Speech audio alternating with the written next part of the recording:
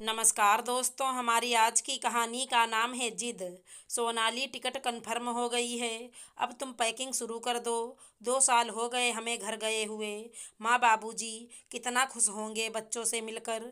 निकुंज ने ऑफिस से आकर कहा। ठीक है निकुंज, मैं तैयारी करती हूँ। तुम भी अपना सारा सामान दे दो। सोनाली और निकुंज अपने घर जाने का प्रोग्राम बना रहे थे। निकुंज, तुम तो पिछले साल घर गए थे। मैं तो जा नहीं पाई, बच्चों के बोर्ड के पेपर थे। माँ जी तो बीमार रहती हैं। अब काम कौन करता है? घर पर कोई काम वाली लगाई कि नहीं? सोनाली, मैंने बोला तो था उनसे, पैसे भी देकर आया था। अब तो जाकर ही पता चलेगा। सोनाली और निकुंज बच्चों के साथ ट्रेन पकड़कर घर पहुँचे। पूरी रात का सफ़र दिल्ली से इलाहाबाद बहुत ही थका देने वाला था। घर के बाहर पहुँचते ही निकुंज ने गेट खोला। तभी माँ जी के खांसने की आवाज़ आई। आ गए बेटा, कब से इंतज़ार कर रही थी। अरे माँ, तुम बर्तन क्यों मांज रही हो? काम वाली नहीं आती क्या? मैं तो उसको लगा के गया था माँ। अरे बेटा, ये काम वाली बड़ी कामचोर होती हैं।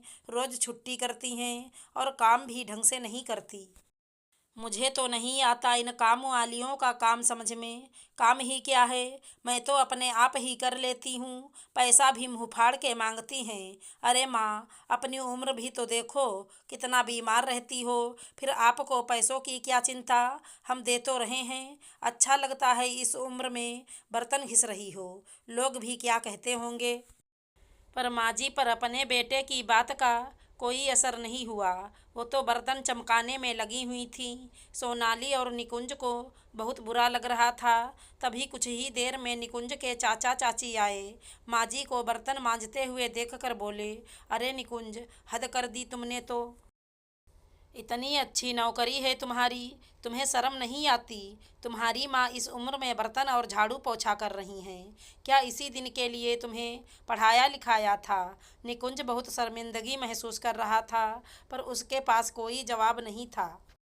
उसने कहा, चाचा जी, माँ जी ही कोई काम वाली नहीं लगाती। मैं तो पैसे भी देकर जाता हूँ, पर वो मेरी मानती ही नहीं है। निकुंज ने धीमे से स्वर में कहा। तभी चाची ताना मारते हुए बोली, बहू को शर्म नहीं आ रही? बूढ़ी सास बर्तन मांज रही है। क्या जमाना आ गया है। आजकल तो बहू बेटे का कोई सुख नहीं है। बेचारी सोनाली सफ़र से थकी हुई बर्तन मांजने बैठ गई। अभी बहू बर्तन मांज के हटी ही थी कि माँ जी आईं और बोलीं, अरे बहू, अब सारा दिन बर्तन ही मांजेगी, खाना बनेगा कि नहीं? बेचारी सोनाली रसोई की तरफ चल पड़ी। पूरे घर के लिए खाना बनाया। कोई भी रसोई में मदद को नहीं आया। माँ जी ने निकुंज के आने पर अपने रिश्तेदारों को बुला रखा था। सोनाली ने रसोई का काम ख़त्म किया। अब शाम के 4 बज गए। सोनाली खाना खाने बैठी। तभी माँ जी आईं और बोलीं, बहू, खाना खाकर बर्तन मांज लेना। मेरी रसोई में जूठे बर्तन नहीं रखे जाते। बेचारी सोनाली थककर बदन दर्द कर रहा था, पर क्या करती। आंगन में बर्तन लेकर बैठ गई, क्योंकि माँ जी का फरमान था कि जूठे बर्तन रसोई में नहीं मंजेंगे, बाहर बैठकर मंजेंगे। अब तो सोनाली को ससुराल में आना किसी सज़ा से कम नहीं लग रहा था। वो सोच रही थी कि आखिर क्यों ये सासू माँ अपनी जिद पर अड़ी रहती हैं, अपने पुराने विचारों को क्यों नहीं छोड़ती। अगर बेटा बहू उनको आराम देना चाहते हैं तो क्यों उन्हें ये गवारा नहीं होता? वो क्यों चाहती हैं कि घर का सारा काम बहू ही करे? क्यों उन्हें काम वाली लगाना एक फिजूल खर्ची लगता है? अगर बेटा उनके आराम के लिए पैसे खर्च करके काम वाली लगाता है तो क्यों उन्हें बुरा लगता है?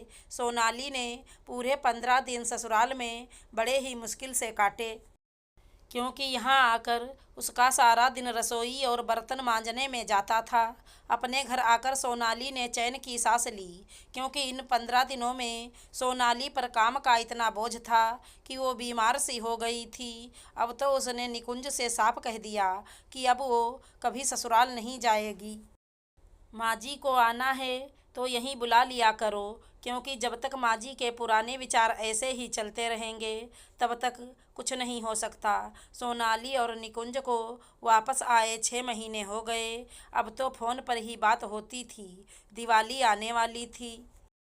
निकुंज चाहता था कि वो घर जाए, पर उसे पता था कि सोनाली को फिर वहीं सब सहना पड़ेगा। तभी उसका मोबाइल बजा। उसके बाबूजी का फ़ोन था। बेटा, तुम जल्दी से बहू को लेकर घर आ जाओ। तुम्हारी माँ सीढ़ियों पर पोछा लगा रही थी, उसका पैर फिसल गया, कूल्हे की हड्डी टूट गई है। निकुंज ने तुरंत बाबूजी को दिलासा दिया, हम आते हैं, आप चिंता मत करो। निकुंज और सोनाली तत्काल में रिजर्वेशन कराकर घर पहुंच गए। बिस्तर पर माजी दर्द से कराह रही थी। सोनाली ने माजी के पैर छुए और बोली, आप जल्दी ठीक हो जाओगी, मैं आ गई हूँ। अब 1 महीने रहूंगी, निकुंज और बच्चे वापस चले जाएंगे। अरे बहू, निकुंज क्या खाएगा? इतने दिन बच्चे भी कैसे रहेंगे? माँ जी, मैंने काम वाली को बोल दिया है, वो 1 महीने खाना भी बना देगी, आप चिंता मत करो। सोनाली ने घर आते ही माँ जी की देखभाल करनी शुरू कर दी। उसने एक कामवाली भी लगा ली जो घर की सफाई और बर्तन साफ करती। सोनाली माजी के पास बैठकर बातें कर रही थी। तभी माजी बोली, बहू, रसोई साफ की या नहीं? बर्तन ऐसे ही पड़े होंगे। अब तुम तो मेरी सेवा में लगी हो, सारा घर गंदा पड़ा होगा।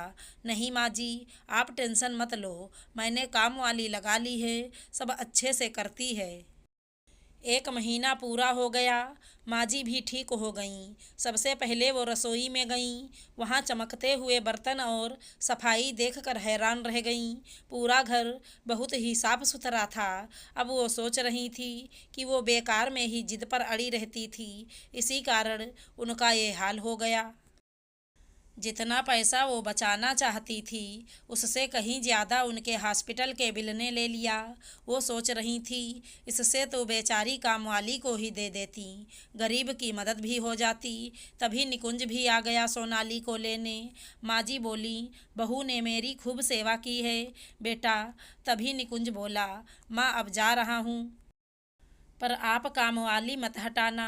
देखा ना, आपकी जिद की वजह से आपको कितनी परेशानी हुई। अरे हाँ बेटा, बहू ने मेरी आंखें खोल दी। अब मुझे समझ आ गया है कि बच्चों की बात माननी चाहिए। मेरी जिद बेकार ही थी। अगर प्यार से काम लो तो कामवाली भी खूब अच्छा काम करती हैं। पास खड़ी सोनाली मुस्कुरा रही थी। निकुंज भी अब खुश था। आखिर माजी की बेकार की जिद जो खत्म हो गई थी। तभी माजी ने बोला, बेटा दिवाली पर घर तो आओगे ना? क्यों नहीं माजी, अब तो हम हर त्योहार आपके साथ ही मनाएंगे।